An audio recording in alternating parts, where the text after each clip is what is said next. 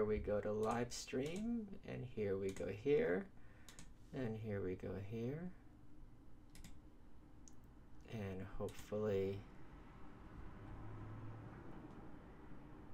share, and hopefully this is working. Let us see if this works. All right, the mic seems to be working. I hate it with this new light. And I'm just gonna sit here talking to myself. Yeah, I'm competing with the stupid ball. Get it? Stupid ball. So we'll see what happens. Okay, cool. Yeah. F the stupid ball. I wonder how many people are going to get in here. I'm very curious. I'm very, very, very curious. We got 23 so far. I'll give it another minute. I don't really have cable. I guess I'd have to watch the Super Bowl on my TV or on my computer at somebody's house. So my understanding is, I was looking at Twitter, everyone's watching the Super Bowl, and my understanding is it's some stupid halftime show that everyone hates. Or that the halftime show is particularly bad this year. I don't really know who Maroon 5 are. Like, I don't know the difference between them and Matchbox 20. Like, in my mind, they're the same thing. So let's just give one more minute until more people get here. Then we could talk book news. We can talk upcoming shows. We can talk the recap of the Arduous March, however much I remember. And all this sorts of other stuff. Yeah. Oh, the commercials are probably stupid too. It's, yeah, oof. I also don't, I hate bandwagon people like who don't watch football and all of a sudden they're watching the Super Bowl because everyone else is. That's so annoying to me. Completely. Huh, only 59 people. I guess people really are watching the Super Bowl. Or maybe I've outworn my welcome and I gotta change the name of my show to something else. Okay, we're up to 77. Let me just check Twitter quick.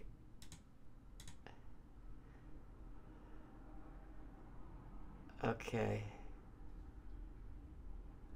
Oh, Jesus Christ. I guess some of the most annoying comments, it's not even funny on Twitter. But I mean, what can I'm pretty annoying myself, so I can't really complain. Mine is saying 77.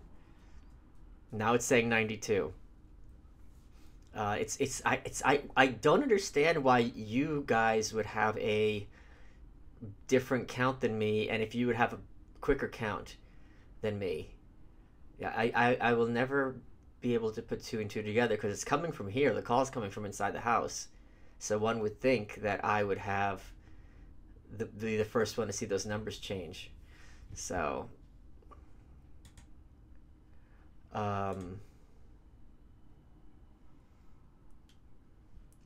yeah. Okay. All right, so yeah, let's talk about the march on Friday. I don't remember. I don't remember that much of it at all. I remember. See, here was my big surprise. My big surprise was I have done many, many panels in my life, obviously.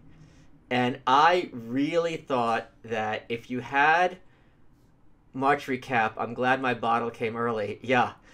By the way, the guys in the booth fucked up because there's at least 2 bottles we didn't get to, which is Bundy, the Bundaberg rum from Australia. I don't think we got to that. And I didn't think we get to the moonshine either. So I don't know how the count was off. Anyway, so what I was surprised about was that if you had a room full of like Dave's show, Eastside Dave show. By the way, I never hung out with him before, and we did the Bundy and the Moonshine. Oh, yep. All right, good to know. Um, wow, that is really funny. No memory of that whatsoever. No memory of that whatsoever. Um, Dave's show, Eastside Dave. I was super fucked up. I was super fucked up. Dave's show, if you don't ever watch it, is a lot of people. It's a very busy show. So I really thought that everyone would know not to talk over each other.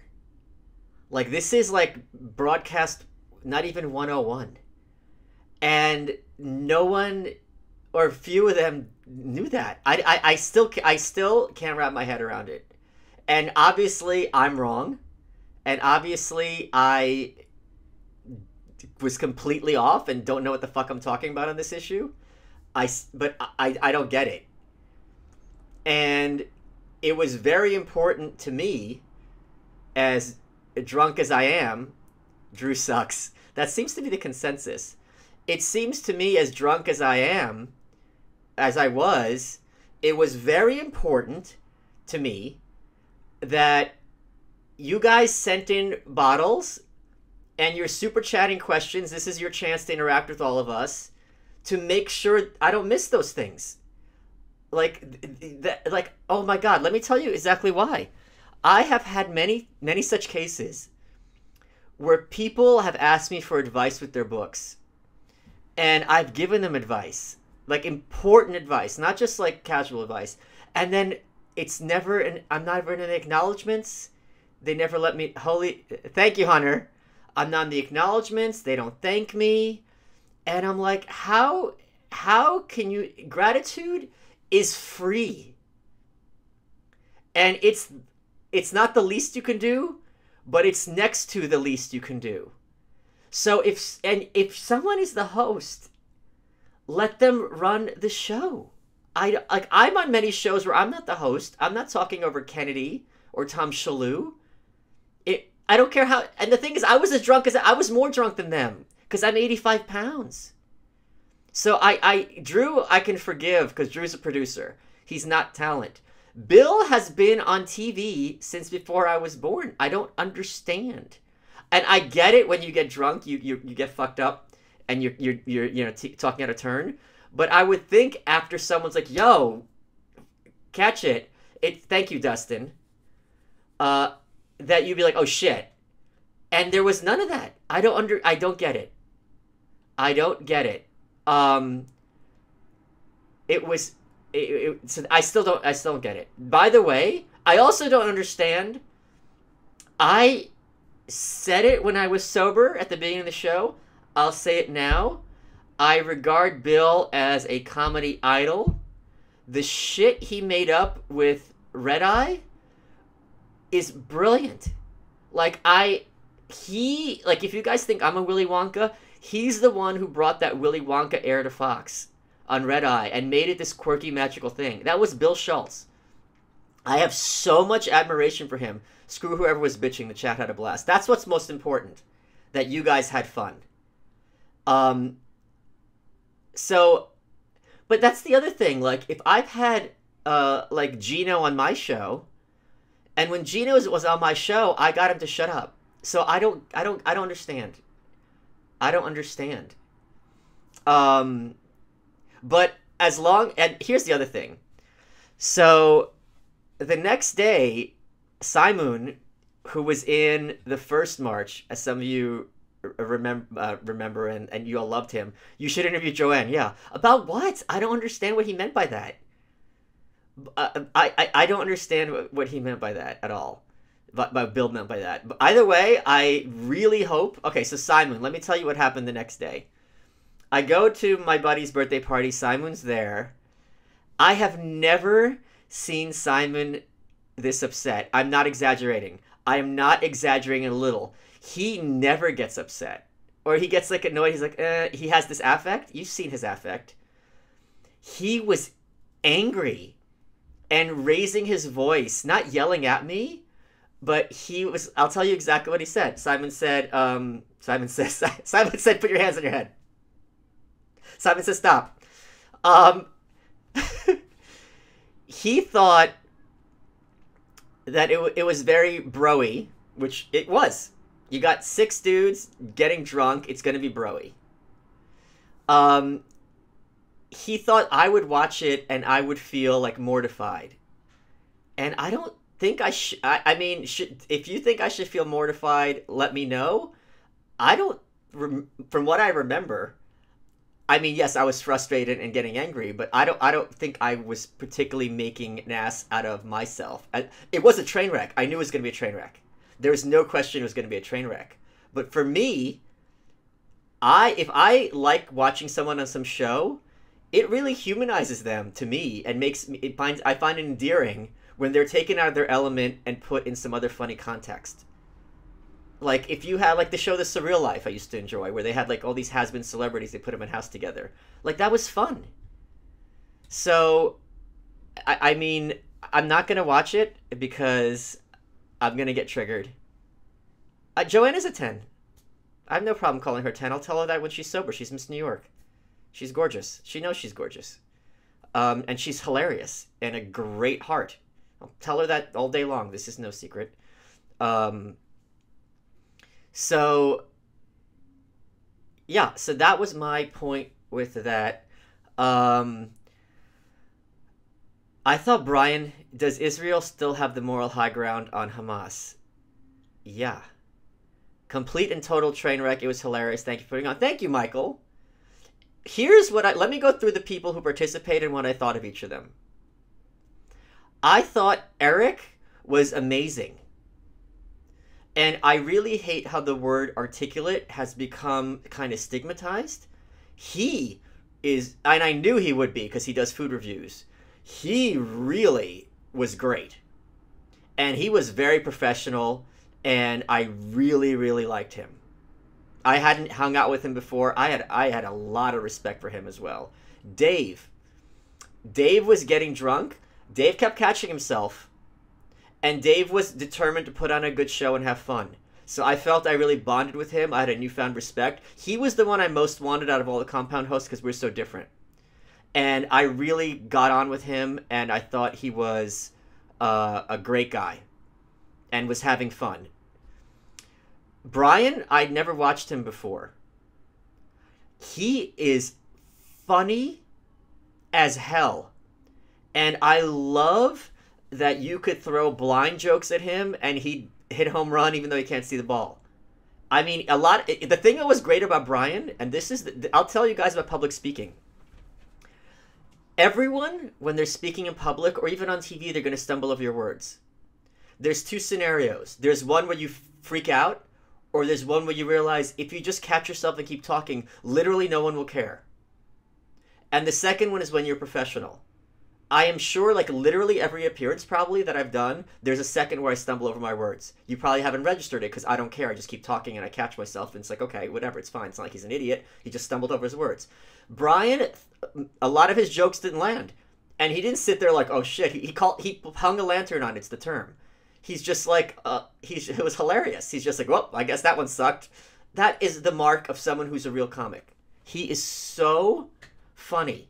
I was so impressed by him, and he came in at the last minute. I loved every last second. E-Rock is the man. Brian is the driest, funniest blind man on earth, and you should be producing a show for Drew. Oof. Let's talk about Bill. Bill likes his liquor. I don't understand.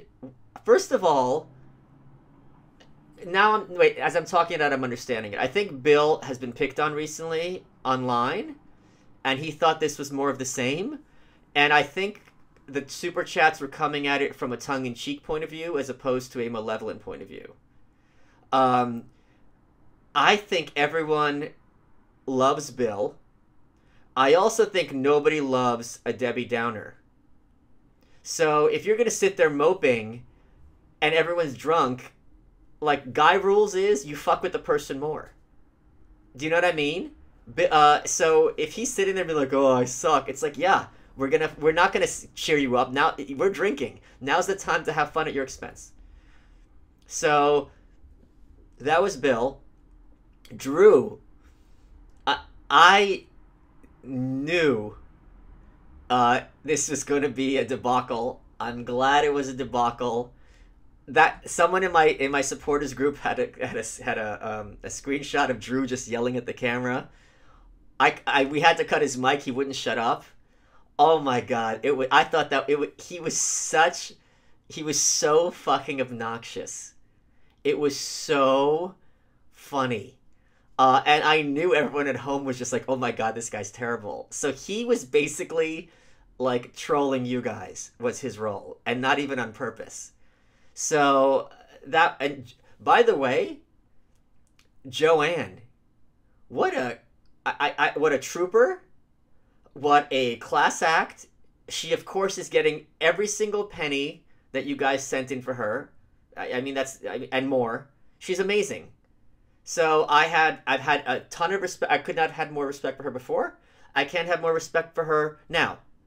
So she's amazing. So Simon also said that Joanne deserves an apology for like how people were treating her.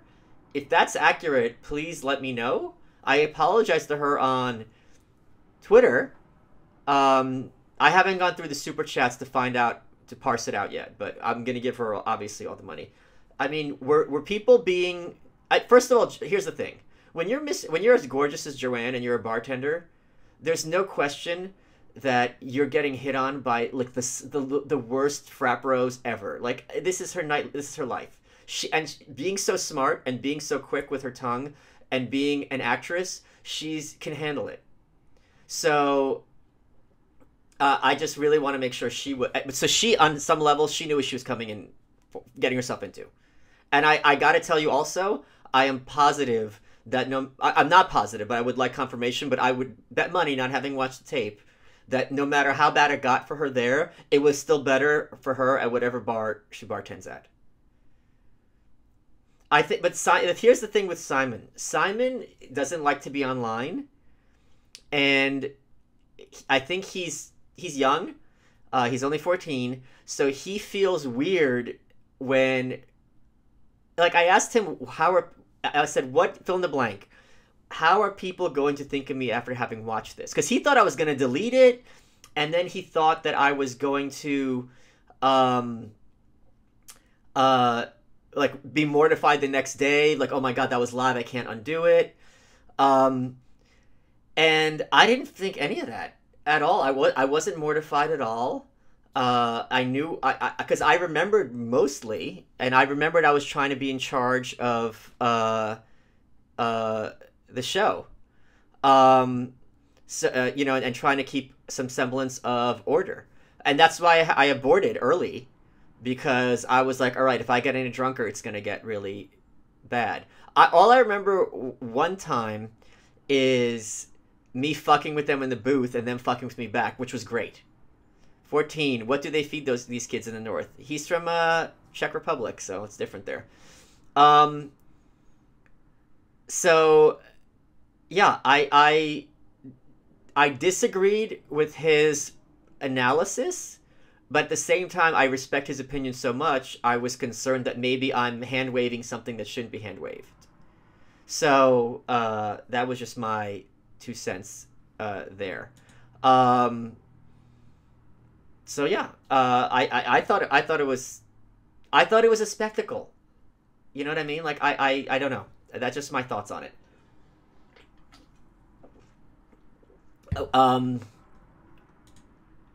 So that was that. I'm glad everyone got their shout outs though about the bottles. That was very important because that's really appreciated. That you and I hope you guys had fun with the super chats during the thing as well, because I can see how that would be a lot of fun. And by the way, Jeremy, I don't know, Jeremy's not watching this, but he's getting a special present in the mail. You said there might be not another one. Any reason? Yeah. I don't like drinking. Number one. And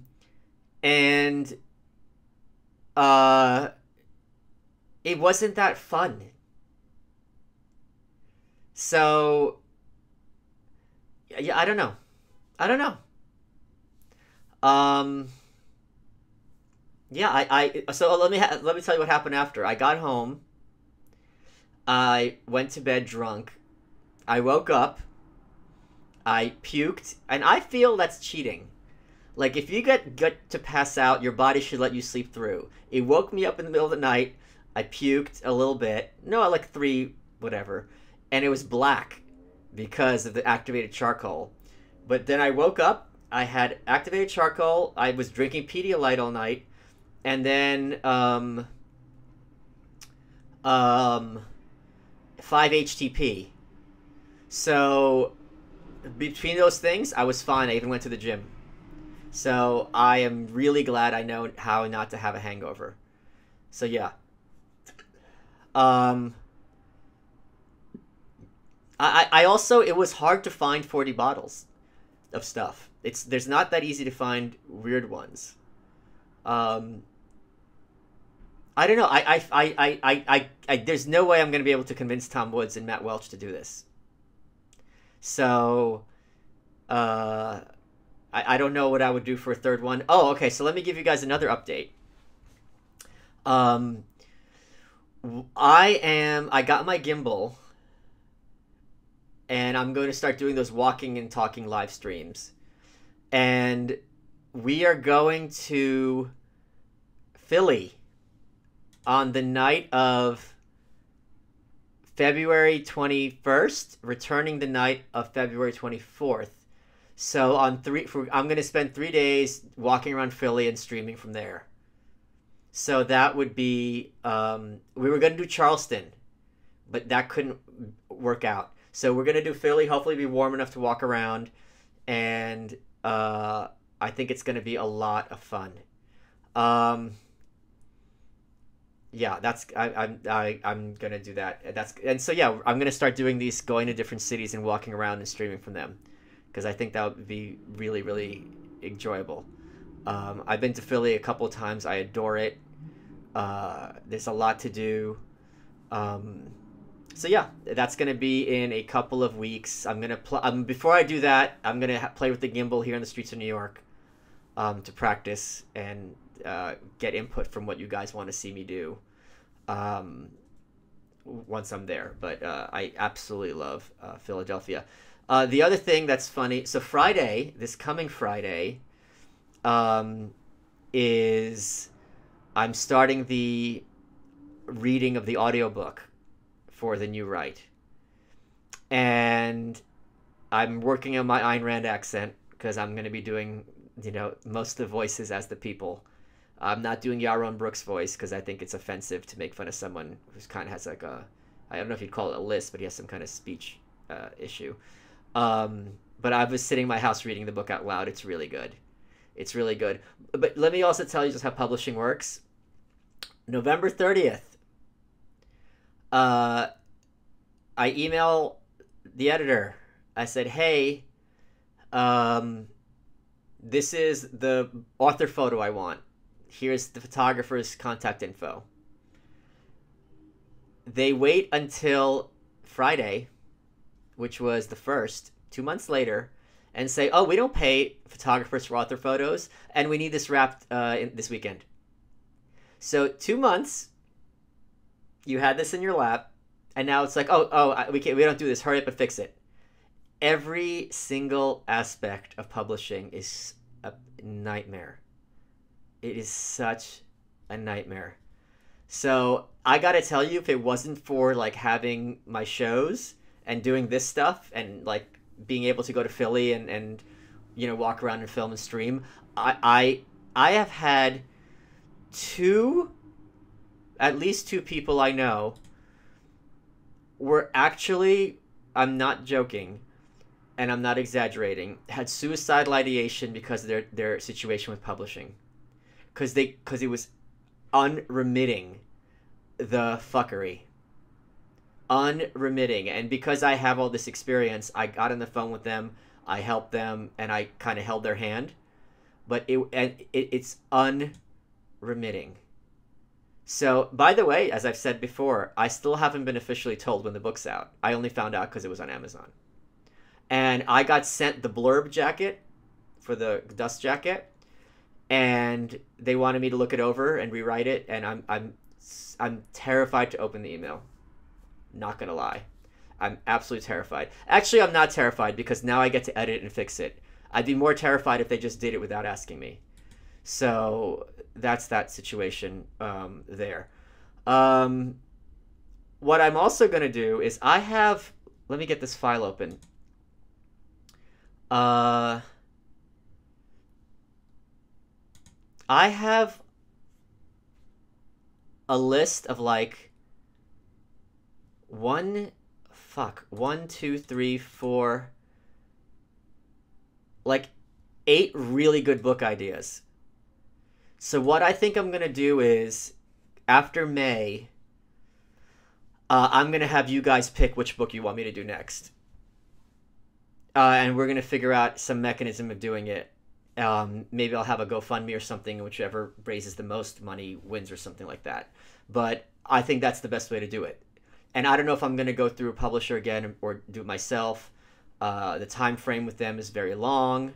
On the other hand, I can make some good money, and there's credibility. So it's this weird in-between place. But yeah, that is how I'm going to do my next book, because I've got some really solid ideas. On the other hand, I'm scared that someone's going to steal some of these ideas because they're so good. Yeah, so that's the situation there. Oof. I'm glad you guys had fun. To be honest.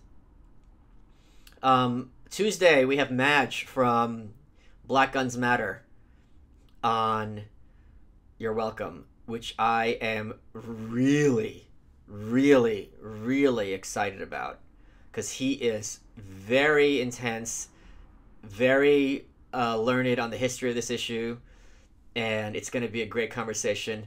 So yeah, that's going to be awesome. And then next week after that, we have from the Romney campaign, Dave Smith. So that's going to be terrific. And then Kristen Tate, who's always a doll, the week after that. I cannot fucking wait. I guess that was all the big updates. I got to tell you, just... I got to tell you, I really am glad I figured out how not to get hungover. Because when I get hungover, I get like really depressed. So, yeah.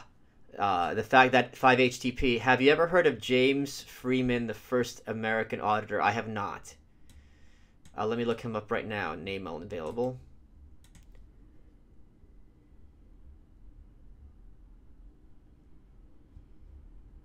Let me see his... Okay, he's on the Wall... Is this the Wall Street Journal guy you're referring to, I guess? Oh yeah, and tomorrow morning, I'm going to be on the Real Ass podcast, and my price was that I have to be named the Real Ass Dude of the Week. So that's going to be really excited. I love talking to Lewis. I love talking to Dave. Big J, I'm a huge fan of. I know he's obviously not part of the Real Ass podcast, but I am really excited for this. I mean, it's so fun, and we have such different vibes, all of us. So, yeah, that's going to be great tomorrow morning. Okay. Does anyone else have any, see Tulsi QTing GG on NBC. Could she red pill D's? What's GG? I don't know what GG means. I didn't see what you're referring to, Tulsi.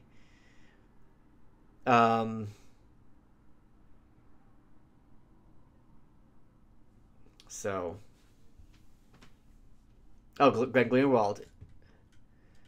See Tulsi QTing. I don't know what QTing. Quoting. Okay. What the fuck? What am I, like 80? You could have spelled it out if you're paying. Did you see Tulsi quoting Greg Greenwald on NBC? Could she red pill Dems? Yes. I think Tulsi is in a much better position to red pill Democrats than Bernie. Because she's got a long career ahead of her. He does not. I'm really excited. Can you please repeat your hangover cure? Sure.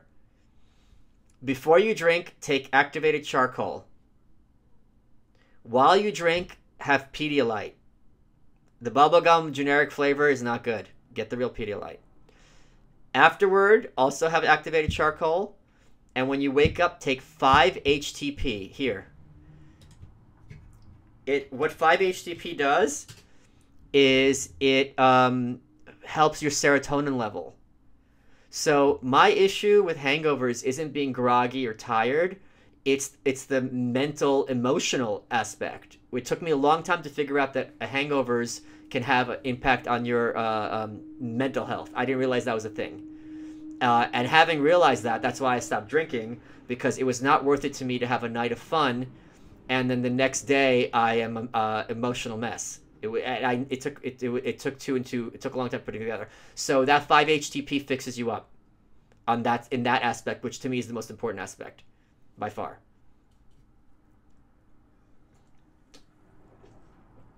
Yeah.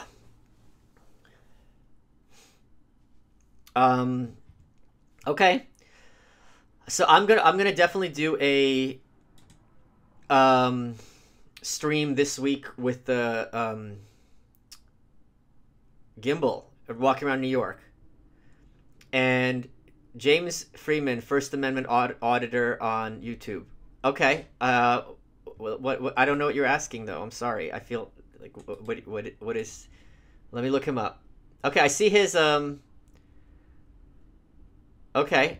I mean, anyone who's filming the cops is obviously someone I'm a fan of. I don't know what you're asking though. I'm sorry. God, Michael Tracy was so good on the show. I had such, and he was like George Costanza. He was getting so flustered for no reason. It was so weird to me, and obviously me being a troll, as soon as I see someone, getting needlessly upset, I'm gonna a little bit poke him, but only a little. It was so, I don't get it. I don't get it. Like, I have him on a pedestal. Yeah, I have Michael on a total pedestal, so I didn't understand why these questions, which I felt were, I don't think they were at all inappropriate or putting him on the spot. Maybe they were a little unusual, but hardly, like, what do you like in bed or something like that. So the reaction I thought was very, and the fact that he realized the reaction was kind of out of relation to the input was very interesting to me. Again, I absolutely adore him. And I would love to have him back at some point. What else did I want? Was there anything else I wanted to cover? I don't think so.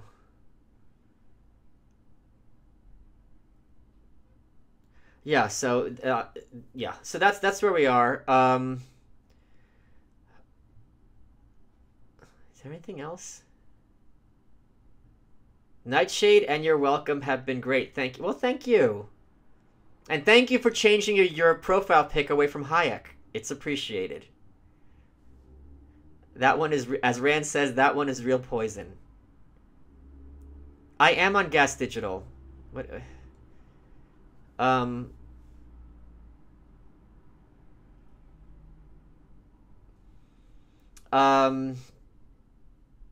Warren, I don't know. You can't look it up. It's. I think it's 11. I mean, it's on their page. Gas Digital. What time is? Let's look this up. I can just look at my phone. What time is Lewis telling me to be there? It is at 11. So tomorrow morning at 11 is Real Ass Podcast. 11.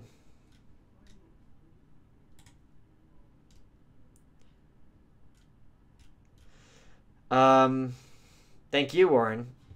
Thank you, Darren. I'm glad.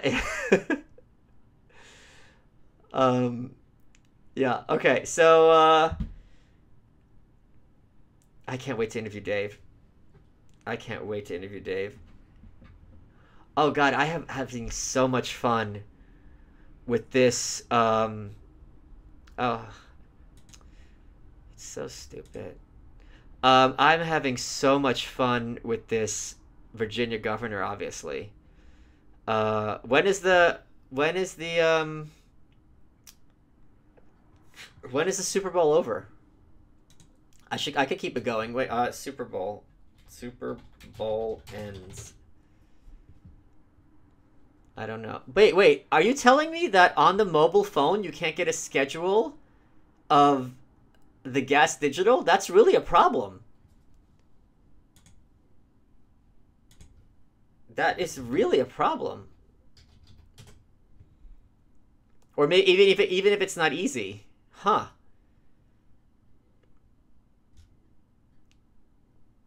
What's this? I don't even know what show. I don't even know half these shows. Huh? Okay. No, Warren, I believe you. Darren, I believe you. It's just I'm just that's really shocking to me.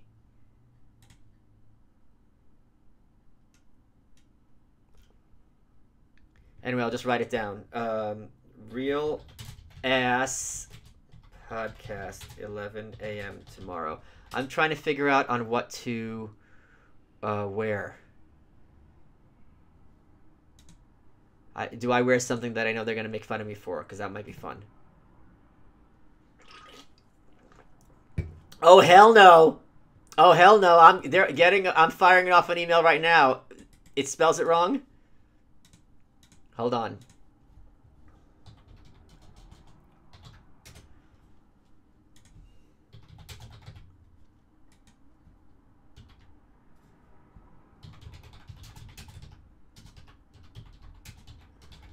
All right. Sent. Thank you, Darren. Yeah. I texted him already. It's emailed. It's taken care of. Wait, so when is this Super Bowl end?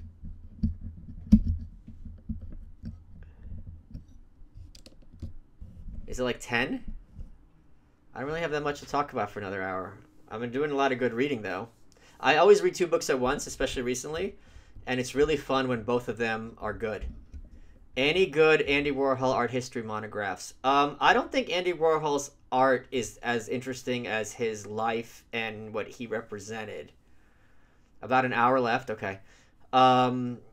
So his monographs, I can't recommend any of them. I don't have any. I've never looked at any of them at all. So 45 more minutes? Okay. What can we talk about for 45 more minutes? What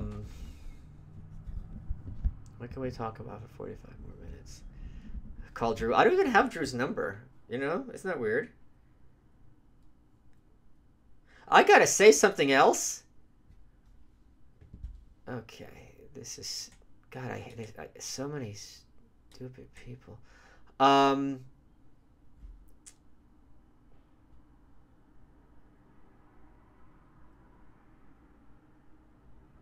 What was I gonna say? I don't remember. I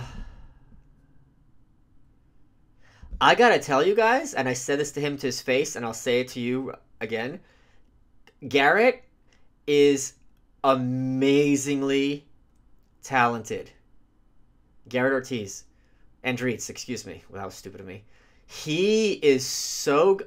I came in... Let me tell you what Garrett fucking did. I came into the studio on Friday, and I had sent him thumbnails of all the 40 liquors.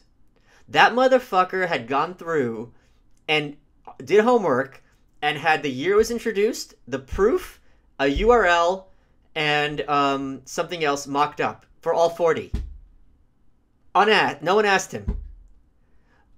That when you have someone you're working with who just adds value without even having to be told, it is miraculous. Compare that to publishing. He is so... And John is also really, really, really good at his job. Both of them are. So it was really fun working with them. And the thing is, I said this to Garrett. He's got this kind of goofy affect, so you don't realize it. And it's something similar with me. A lot of times people think I'm silly and like a clown, and they kind of take me for granted, or they think they can get over on me, which I love because then I cut their throat. It's as you've seen it, I'm sure, in many shows, many such cases. He is such a treasure. Oh my God, I'm so impressed with him constantly. And especially, I remember he was filling in for Peter on Thursday's show or Wednesday's Nightshade, and like we were running a little low on time, and he just jumped on the mic and he had smart questions and interesting things to kind of prompt me with, and I was like, wow, like this guy fucking gets it. But so he and I mean, really, just really an impressive guy. Holy shit! First time Weston, is that you, Weston? I have another friend named Weston. First time listening to you live. Love your stuff. Keep it up. Damn. All right, I guess I'm going till the Super Bowl's over. Well, maybe I could show you guys some more stuff. What do I have that I could show you? I don't really know. I have not talked to any. Oh, thank God I'm not losing my hair. I haven't talked to any of them since. You know what I really love is when people ask the same question 5 times in a row. It's like hitting print on the. You know when someone's just trying to hit something on a printer and you hit print and it doesn't print. Well, maybe I'll just hit print again. I'll just keep hitting print. Oh, the 5th time the computer will get it. I haven't talked to anyone. Oh, you want some Secret Ayn Rand books? I do. What do I have? I do have. They're not that interesting. What was I saying? Music suggestions. I haven't talked to any of them since the March. And I'm sure we will never speak again. Wait, we asked Joanne who she liked? Oh, fuck. Oh, wow. She is such a good sport. She is such a good sport. I mean, yeah, she's a good egg. That was really funny. That was really funny when I had that line about, is it going to be ironic when Joanne replaces you here, like she replaced you on Red Eye. Yeah.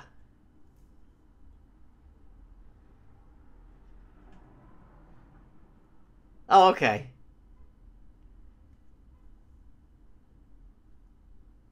She's a sweetheart. I hope we weren't too lascivious.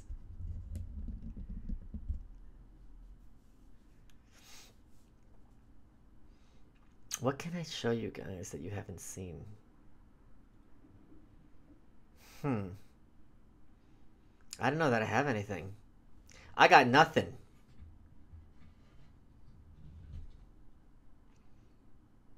I got nothing.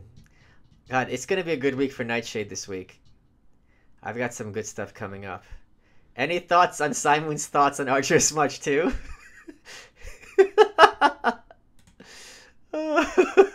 Simon, why don't you tell them what you thought?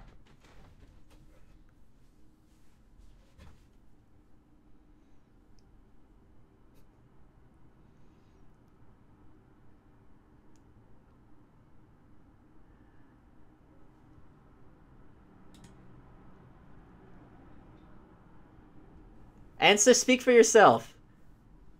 Oh, Drew, thank you, Darren. It's appreciated. Okay, good. I really did not want her to feel uncomfortable.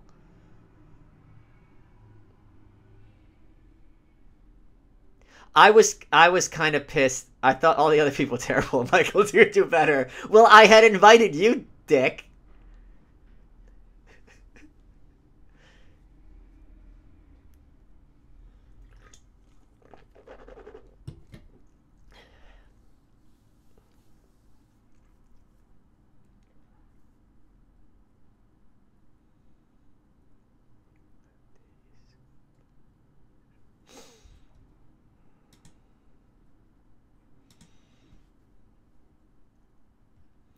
Michael, I don't know.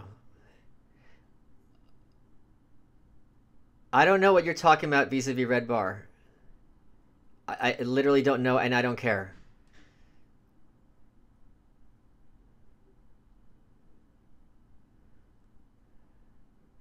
Whatever we found in the streets but had bread on holidays. He grew up on mushrooms. Alright, you're getting blocked. Jesus Christ.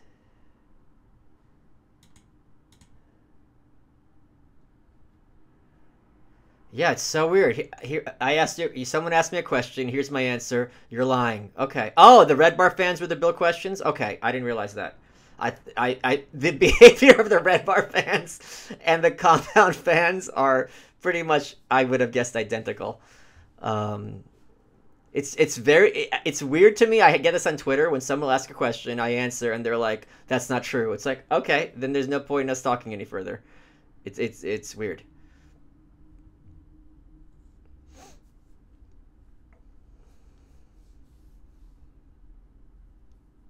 Yeah, I'm glad we got Jono's origin story out there because uh that back brace thing, that was kind of interesting.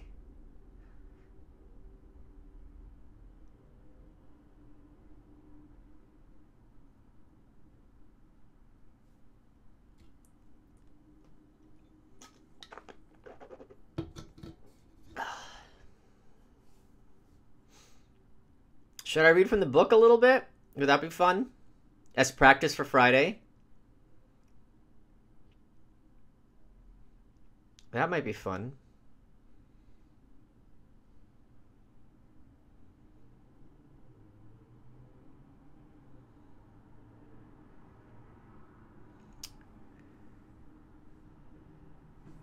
Uh, Weston, if you're still here, since you super chatted $50, just why don't you tell me what chapter to read from? And I'll do some reading.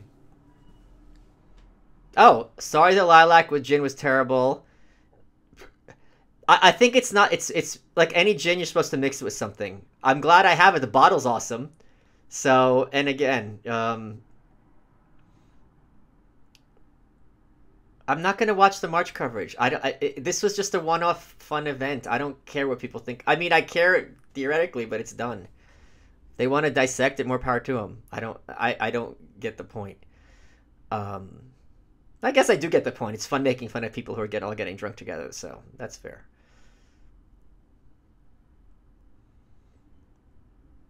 The bottles. I don't know what I'm gonna do with the bottles. I might have a cocktail party, like and try some new cocktails out for people, and give a lot of them away too. I brought 6 to my friend's party on Saturday.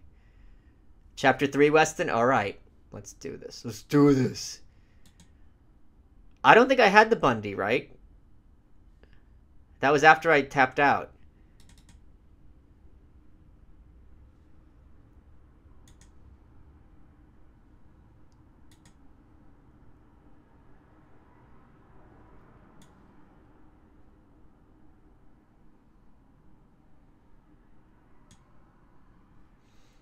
I'll try the Bundy, of course.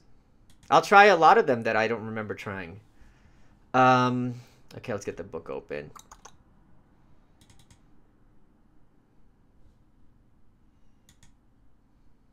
Chapter 3. All right, chapter 3. Here we go. Okay, here we go. Let's see. I've got the opening quote is by Sylvia Plath, so I listened to her read her own poem, and she's got this weird accent, so I'm gonna have to do that as her.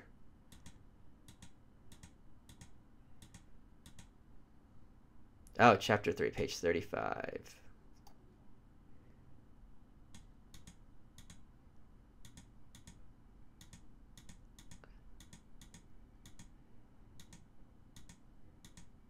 Oh, so this was let me tell you guys what chapter 3 was.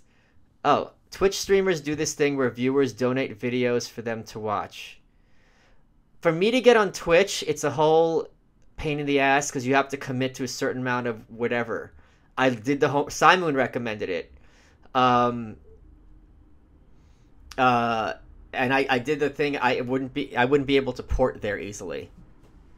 Um, yeah, Sylvia Plath, she got this weird mid-Atlantic accent, and she like says boot and hot.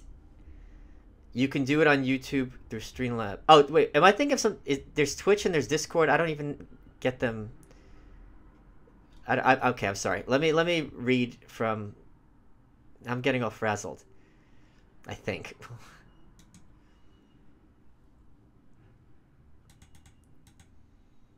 All right. This was actually the chapter that sold the book. This was the when you do a book proposal, usually you have to send a sample chapter.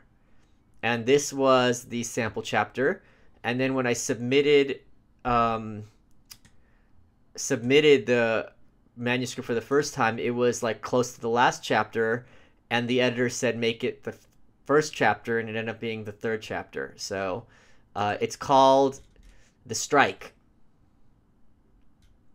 Let me see if there's a good part here. Okay, here, I'll just read a couple pages. Every movement has a creation myth. Conservatives have the Founding Fathers, liberals have the Civil Rights Movement, but for the New Right, Genesis starts a little more than 25 years ago. The dirty little secret is that the New Right actually isn't all that new. Rather, this subculture has its roots in what was known as the Old Right, emerging at the moment when the Paleo-Libertarians, meaning Rothbard and his people, teamed up the Paleo-Conservatives, i.e. Buchanan et al. There is a religious war going on in our country for the soul of America, Pat Buchanan told the 1992 Republican National Convention. It is a cultural war, as critical to the kind of nation we will one day be as was the Cold War itself. While we do know that First Lady Barbara Bush was wearing pearls at the time, it's unclear as to whether she literally clutched them at that moment. She wouldn't have been the only one. The reaction from the cathedral, the press, the political establishment, and everyone else who shaped acceptable opinion was quick and unanimous. What do you mean by culture? Wondered three-time New York Governor Mario Cuomo. That's a word they used in Nazi Germany. As Buchanan recounted at the time, Mario is not the only one to have recoiled in fear and loathing. Media who have burbled all over Mario's locutions in class warfare found my Houston speech divisive, hateful, and the old standby, racist. Carl Rowan told his co-panelists on Inside Washington it was the closest he had ever heard to a Nazi address. Bob Beckel thought my remarks might have been ghosted by Satan himself. The savagery of the reaction, ongoing, underscores my point. As polarized as we have ever been, we Americans are locked in a cultural war for the soul of our country. It wasn't as much what Buchanan had said as how he said it. Others had taken similar positions before: protectionism, putting the American workers first, cultural conservatism. None of these were particularly objectionable, even in combination.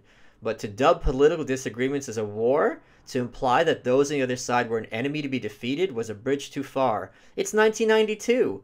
How can we be having this conversation? So that's the beginning of chapter 3. Oh.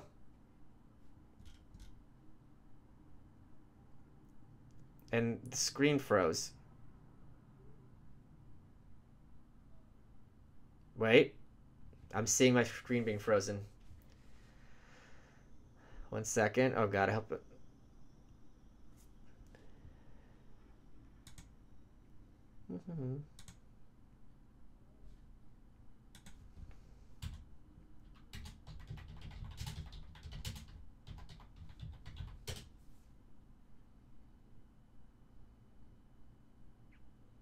Oh, okay.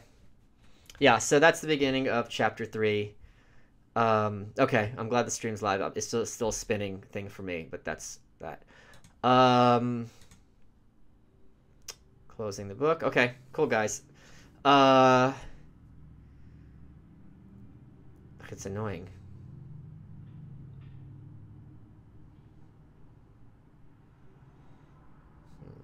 I hate this. That I can't see the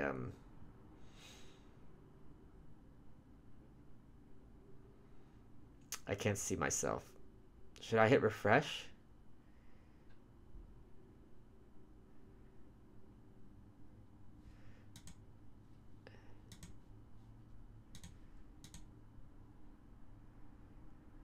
Let's see what I can do live. Oh, it did. It worked. Thank you. There I am. Yep. I'm back. I see myself now. Hideous. All right.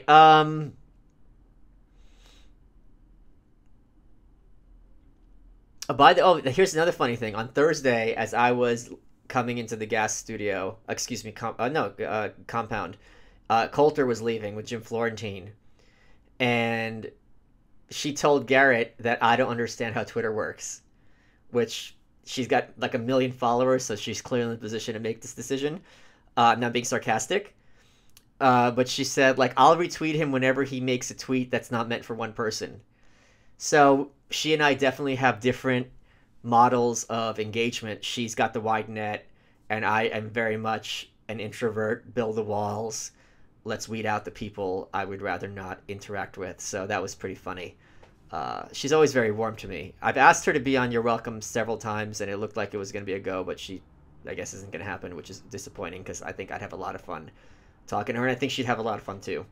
But that's where we are with Ms. Coulter.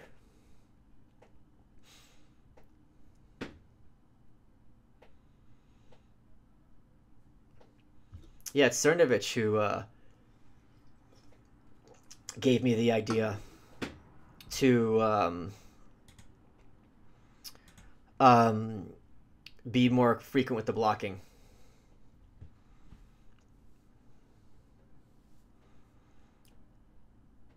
And again, I mean, it must be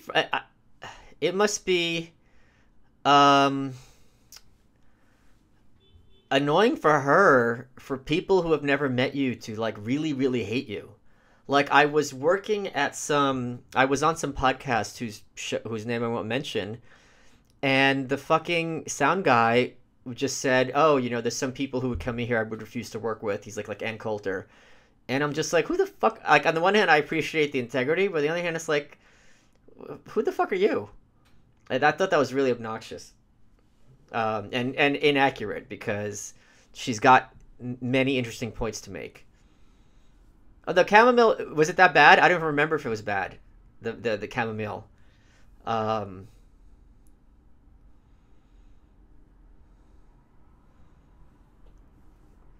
What is your dream car? I don't know how to drive. I'll give you a couple of answers, and they're all going to be stupid and embarrassing for anyone who knows anything about cars. But this is the truth. When I was a kid, when a little immigrant boy in Bensonhurst, I was obsessed, and still am, with those early 80s, late 70s big Cadillac boats. I thought those were the coolest things ever. That's number one. I also saw some catalog of car auctions or something. They had these cars from like the 1920s. It looks like the Shadow would drive them. They're very look like guns almost. They're so cool. So dream car, I guess does dream car include like vintage cars? Because those two would be it for me. I don't really know from cars. What's your biggest disagreement with Ann Coulter? That's a good question. I think I'll tell you what it is. First of all, there's a chapter on her in the book. My biggest disagreement is she thinks America is more fragile than I do. Because she says at different points in her book, Adios America, like, we have to win every single time. They only have to win once, and America's done. I'm going to sound like a boomer. I don't think there's any one fight that if we lose, America's done. I don't. So that is, I would say, my biggest disagreement with her.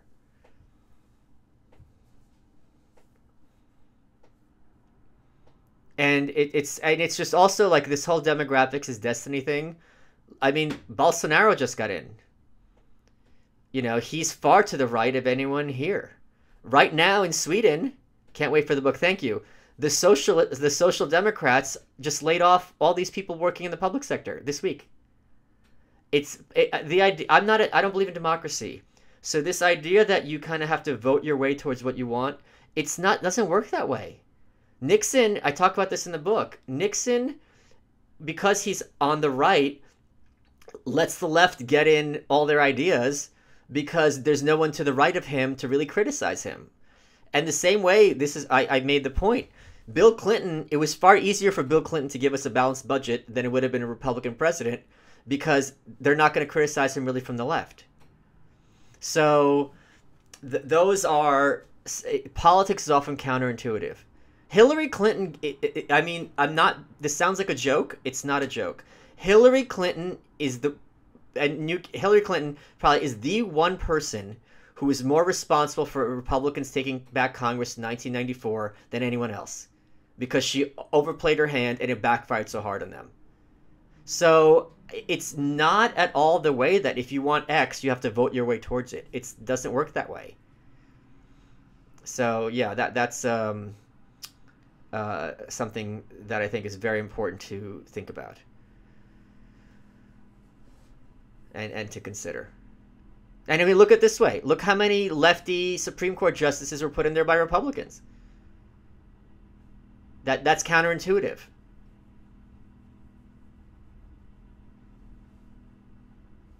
So that's a big issue.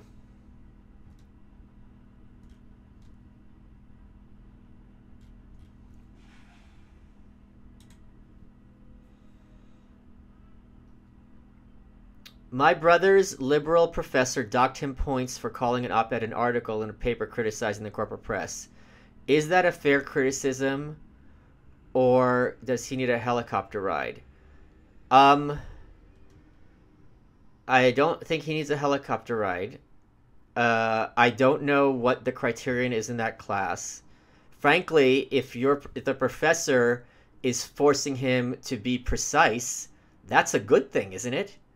The more precision there would be in the press, the better. So if the press had a very thick wall between opinion pieces and articles, half of these problems would go away.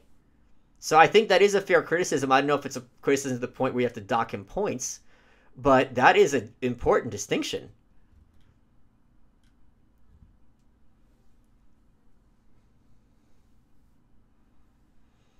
Oh, God, here's another way to troll boomers.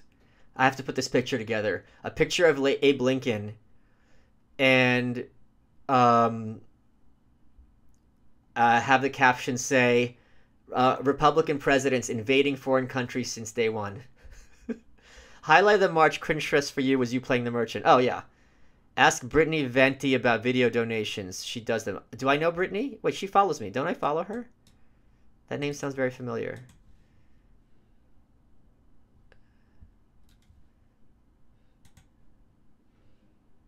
I don't think I know her. Okay.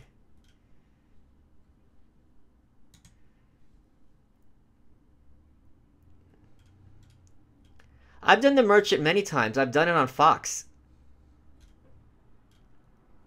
Even it's one of my old cover photos, I believe. As an objectivist, I disapprove. I disapprove. Ayn Rand. Oh, God, I love that crazy bitch. They threw her a surprise party for the publication of Atlas Shrugged. She shows up. All her friends are there. Surprise! And she goes, I do not approve of surprises. And everyone's like sitting there awkwardly like, what do we do? Yeah. So much of my book, so much of it is shitting on conservatives. So much of it. Not shitting on them, but pointing out how ineffectual and full of shit they are. And it's receipts. It's not like my opinion, blah, blah, blah. It's like, look, here's the fucking data. Answer this. Answer me. To sound like goad. It's all there. And there's plenty more where that came from, to be honest, too. So, yeah. And it's funny because the editor's like a neocon.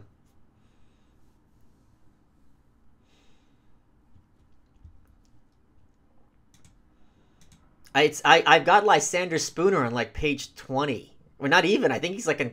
Where's Lysander Spooner show up? I mean, I hit the nukes early. It's front loaded, baby. Lysander. Lysander Spooner's on page 15. You're getting to the attacks on the Constitution.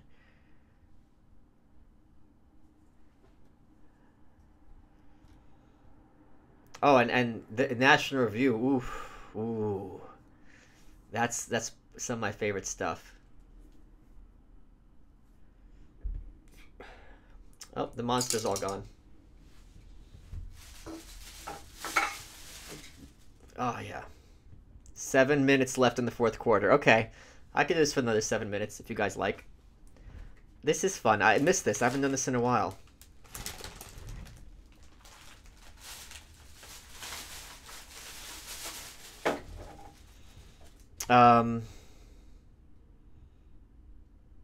Oh, how long? That's a good question, Hunter. Let's see. How long does it take me to... Yeah, I just compared myself to Goad. Calm down. Because I said answer me. Get it? Answer me. That was his zine.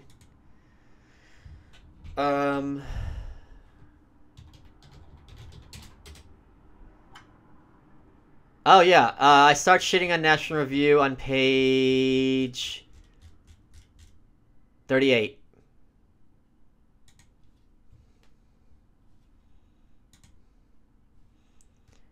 Top 3 favorite comedians and why. Neil Hamburger. I don't have whys. It's Neil Hamburger. I don't know who the others would be. There's no one even close to him, in my opinion. Because I like it when they get cerebral and innovative. That's a cop-out of an answer, but I'm sorry. And then you write, alt-author Michael Malice, an alt-right pundit.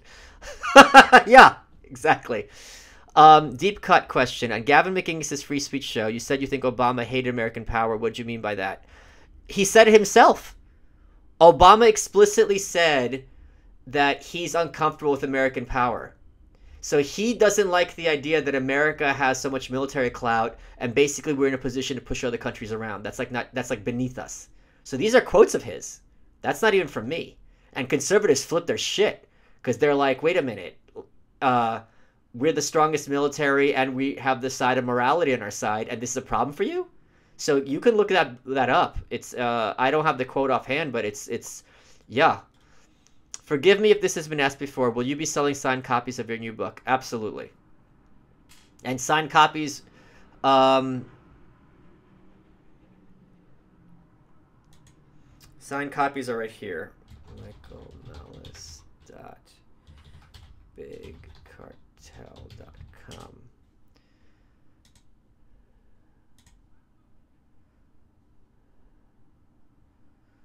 For signed copies. Let me even find let me find the quote for you. I mean, this was a very big deal at the time.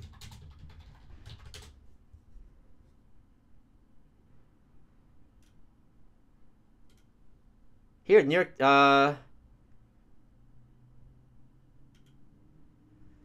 if you just Google Obama and American power,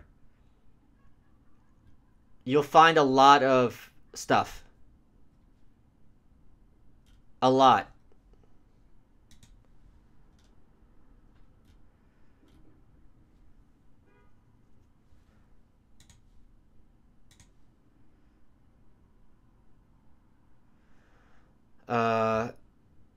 Well, no, I think I don't look. We don't know. We don't know what his heart wasn't in it. Basically, you become president, they sit you down, they're like, this is how it's going to be. Right? Or it could be he's a total phony. We don't know what this guy's like or what it's like behind the scenes. So, or he could be two minds. I don't know. I'm not in a position to answer that or even guess at it. So, it's if you're anti-war, you're pro-Holocaust. There's a chapter I talk about the case against going to World War II early in the book. The last 7 minutes, last 45 minutes. Okay, I'll look. If you guys have questions, I'll stick around here. Um, I'm dreading reading the Dust Jacket copy, to be honest, and fixing it. Did you go 40 this time? What is this? What? 40 what? Nope. 32. Oh, Norm Macdonald. But I don't think of Norm Macdonald primarily as a stand-up. You know what I mean? Who else have I seen that stand-up that's just amazing? There's so many of them that you just sit there, you're in awe. I didn't upgrade my camera, I just got a light. Does anyone have any suggestions on what to do in Philly? That would be really... Joe Mackey. Holy shit, what a talent. What a talent. Oh my god.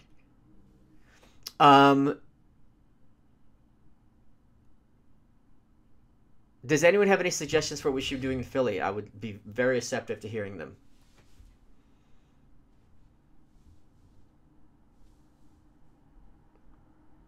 Oh god, Neil Hamburg has this great joke. He goes, in the comedy tour of Dimitri Martin, Carrot Top, and I forget who the third one is. That blonde guy, Dane Cook, who was most deserving of a standing ovation? Why, the pilot who flew their plane into the side of a mountain.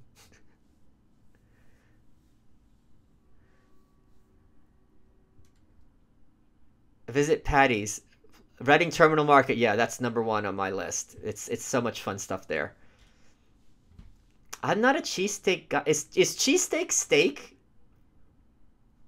Like I don't like cheese at all.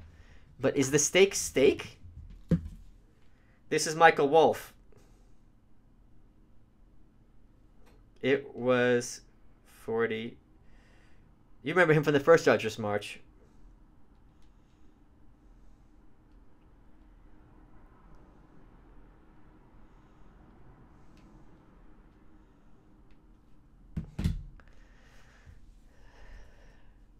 It's Steakum? Okay.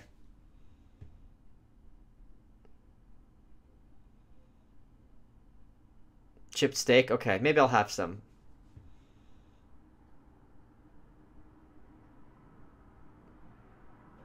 Well, I'm a New Yorker. We don't know from cheesesteak. Any other suggestions? What's the best cheesesteak place I should go to?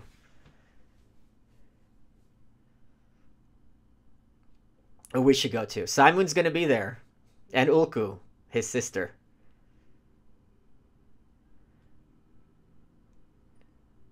I'm going to do Massachusetts with Tom Woods. Is Gino's the good one?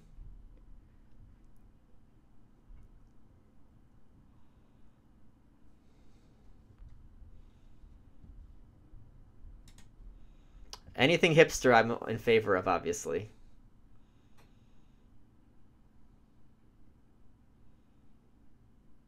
The Museum of Art, sure. Tony Luke's? Let me look at that. That looks interesting. I feel like there's the places that the tourists go, and then there's the places that the, like, real Philly people go.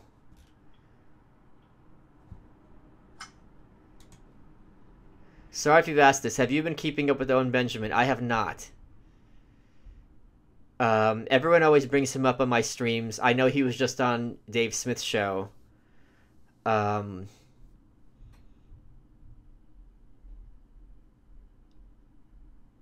But yeah.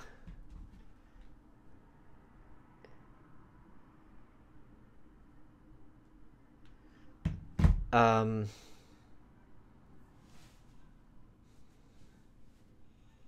love cities. They're so fun. Roast pork is good.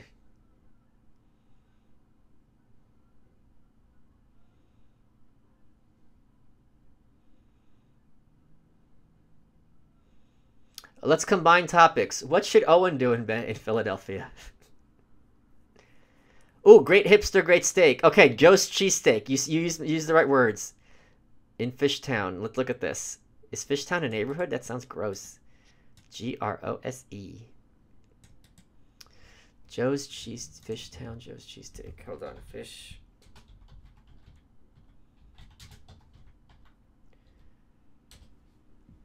Okay, Joe. Ooh, this looks like fun. Ooh, it's old-timey. I like it. I like it. I like it.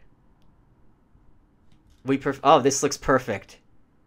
This looks perfect. Okay, I'm gonna do it. We're gonna do it.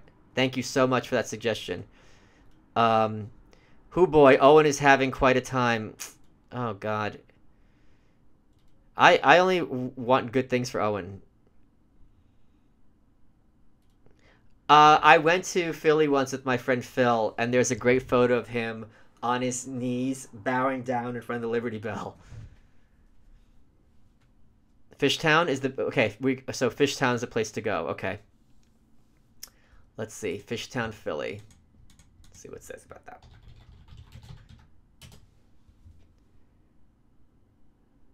Oh yeah, this is okay. This is their Williamsburg.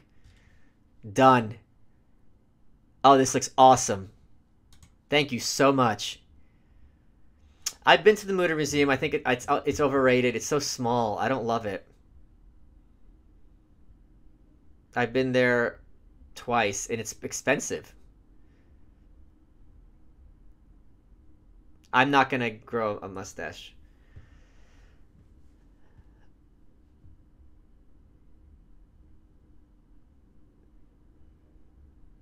The thing I like about Philly, as I was telling my friend yesterday, is that it's like Shelbyville. Everything is a little bit off. The ATMs dispense $10 bills. There's this wacky Chrysler building that isn't. Instead of 2 boots like we have in New York, they have 3 boots. And like the sodas are all cylindrical in their bottles instead of the regular 20 ounces. It was weird. So I was like, holy shit, we're in Shelbyville. And the townhouses, the brownstones, instead of going up a flight to go in, it opens onto the street.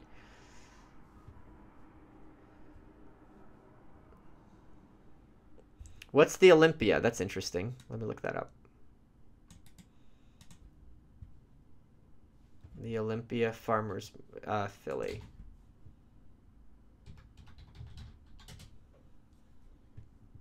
Oh, it's a ship. Eh. Tony Luke's? Okay.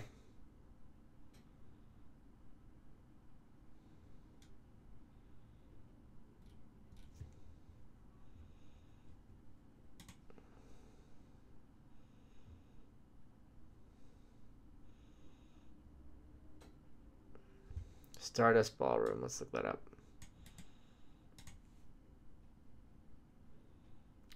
Yeah, it's gone. No, it's... Wait. It could be still there. Is it still there?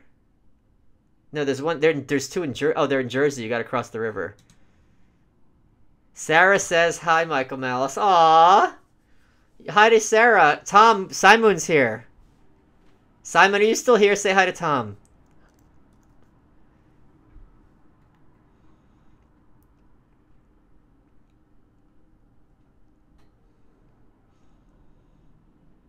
I don't know if Simon is here. I guess he left.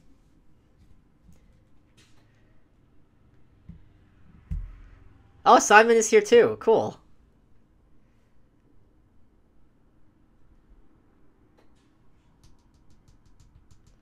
What do you guys like best about me? Each other. Tom, did you ever call that venue for our event? I answered all the super chat questions. Don't be a bitch.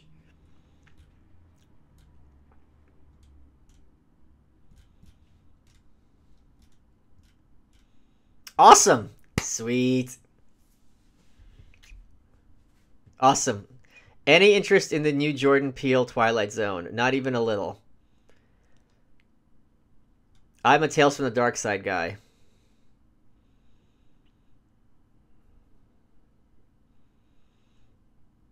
Aw, your kids are so cool, Tom.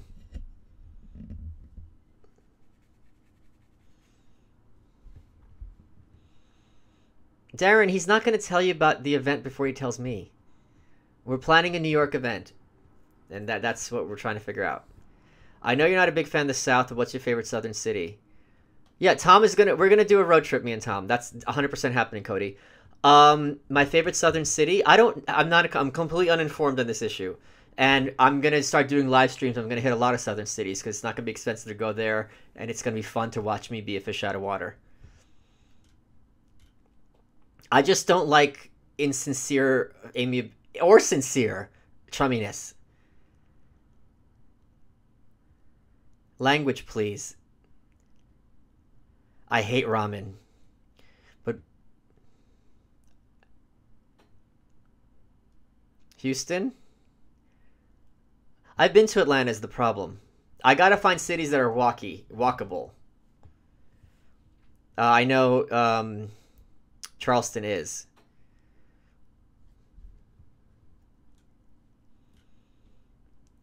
Are you all ready for the Sanders Cortez? Who's Cortez?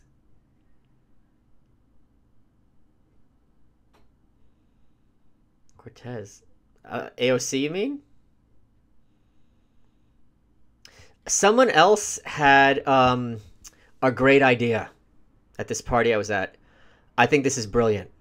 She said, don't go to the good places. Have them send you to the shitty places. Because it's like Idiot Abroad on with Carl Pilkington. It's really fun to watch someone live streaming their misery. So instead of going to like, if you're going to go to like Sweden, go to Stockholm, but also go to Malmo. Or if you're going to New York, go to Buffalo.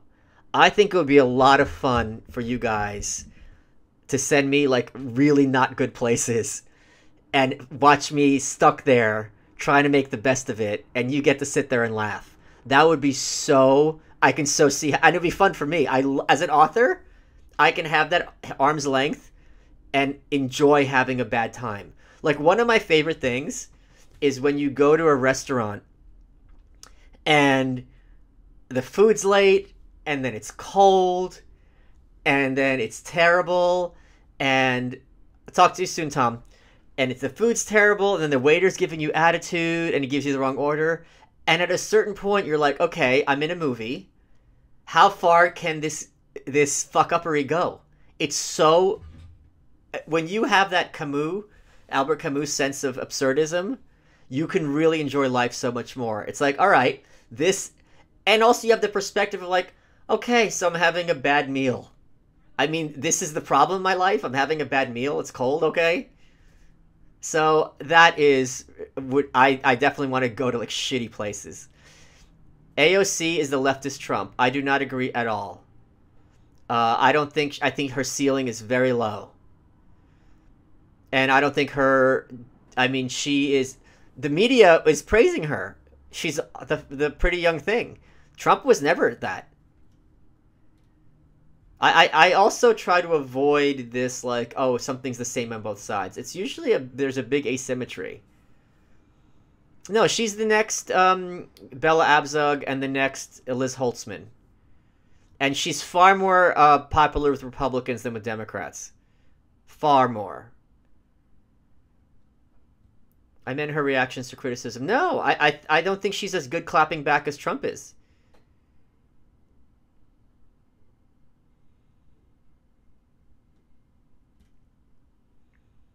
So we'll figure out where to go after Philly. And I guess after Philly, you guys can see what I enjoy, what you are having fun with, and what's not fun, you know what I mean?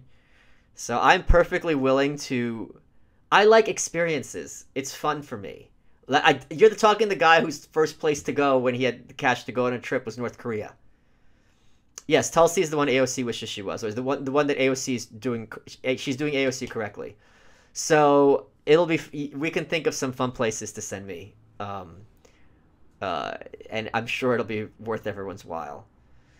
Because I will make it entertaining. Or else.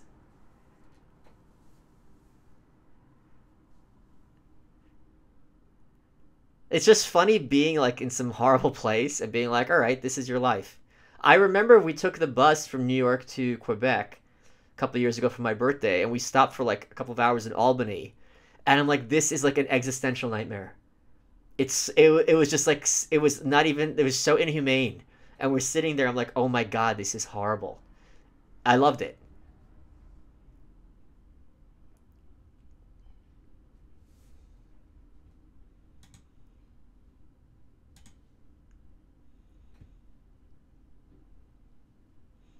So, yeah.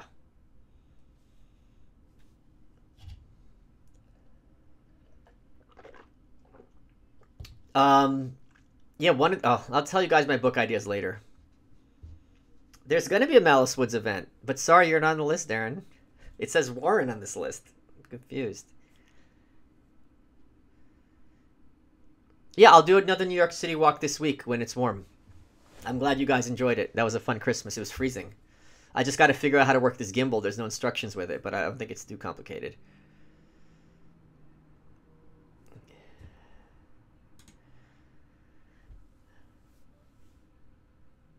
I mean, I'm thinking of going to like Cincinnati or some shit. You know, like just really like why am I here? Although the problem with a lot of these terrible places is the banality. They're not actually that terrible. It's just very industrial and boring. So it's kind of a tough mix. So we got to figure out how to do that and how to fund it. It's not going to be expensive at all. Yeah, Gary I know about. There's actually an author named Gary, Indiana, who wrote a novel.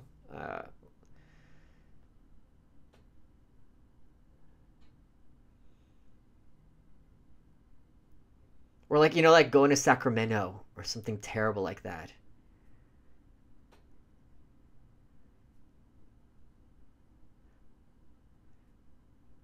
But it's got to be a place I can spend 3 days, That's the issue. So it's tough. It's a tough little Venn diagram between those two things. All right, how much time we got left in the game? Because I want to do some reading. Yeah, Helena. Yeah. Bach. Oh, Harrisburg is terrible. I would love to go to Australia. Are you kidding? I would love to go to everywhere. There's a few places I would not really. I like that. I don't know if what it would take to get me to go there. India. Friend is fifth biggest Hillary donor. DNC will run social. I said libertarian. He thinks I'm lefty. He talks. I don't. No, I don't follow this. DNC will run socialist ticket. Probably Sanders AOC. I said libertarian. I think he thinks I'm lefty. Got it. Oh, I see what you're saying. Uh, I think Biden has the inside track. I would love to go to Hawaii, especially because my Adonis belt is coming in.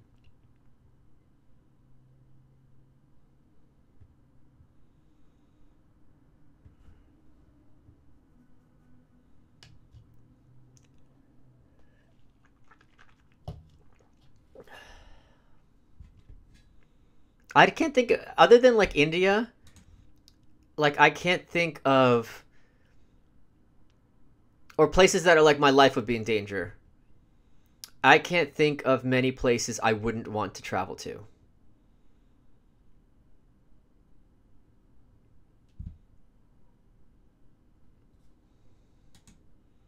Jersey. Well, yeah, I've been to Jersey on a road trip. It was fun.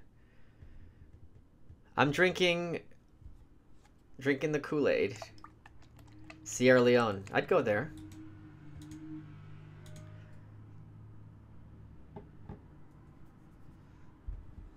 I would go to Iran. And my friend Paul, the NPC from the first Arduous March, he's been to Iran. He had a great time.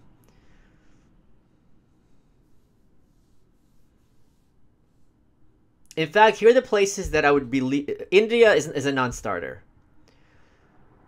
Ireland is really low on my list because I did not enjoy England, and I know it's obviously very different in Ireland. I get it, I get it, but it's just like I don't feel like it's going to be that different or interesting for me. Um, where else would I not want to go? That might be like the list. That like or like any of those African countries where like there's disease and I have to take 80 shots. Eritrea. Okay, so Eritrea is my number one to go to next because that's the one no one knows about.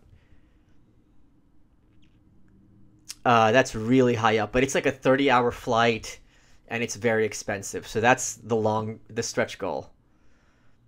Um, yeah. Madagascar, I would love to go to. Um, because of the nature. Obviously, I'm very big into zoology. Um, but there's so many places where you could spend 3 days in heaven. It's also I got a place I can stream from. So that's kind of. But again, this is all long term. But I mean, I could be doing this monthly. There's no reason I can't. I looked at flights. I mean, it's like Stockholm's like $400. It's not expensive.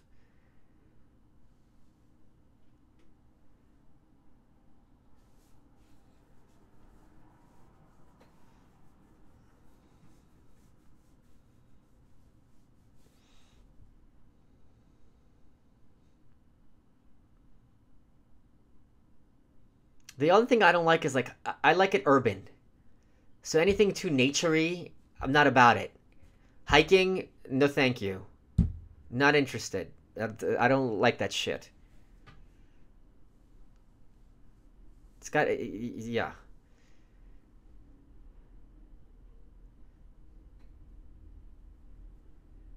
Oof. Urban or quasi-urban?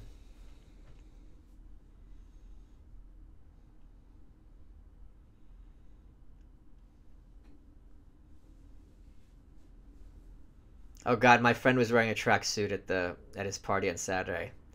I mistook him for a relative. I would love to see a lot of Asia. Oof.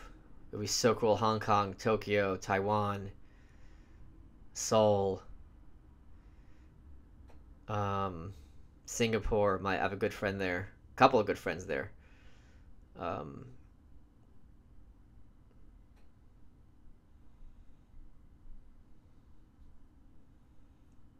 yeah, I was in Beijing for a day on my way to North Korea. I didn't think anything of it one way or another.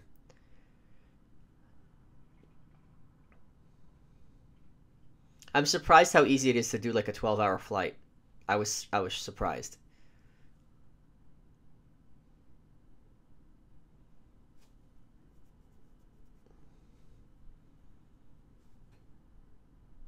Yeah, I've been to Oakland. I didn't care for it one way or another. Oh, game's over? All right, guys. Anyone else have any other questions? Otherwise, I'm going to bounce. If I go to Russia, if I go to the motherland, I'm going to have to bring someone to film it and make a little documentary about it. That's 100% my plan. Because I haven't been back since I was 1.5, and I know it's going to be constant nervous breakdowns and panic attacks. Talking to fucking Russian people. Oof. Good lord. All right. Oakland is when Gertrude Stein said there is no there there. She was talking about Oakland, her hometown. I will see y'all soon. I'm glad you had fun at the Arduous March. I'm glad Simon's wrong and I don't have to kill myself. Or I still might, but not because of that reason. And I will see you tomorrow on Nightshade. So thank you all so. Oh, Simon's gonna be with Philly with us, and he agreed to be a little bit on camera with his sister. So it's gonna be an amazing time. I've asked Michael Moynihan, he didn't reply to my email. So yeah. And I will see you all soon. I'll see you tomorrow morning. We're going to be busting balls on fucking Real Ass Podcast. It's going to be a lot of shit talking. I guarantee it. His sister's very pretty. Simon's sister, Ulku. Okay, I will talk to you guys soon.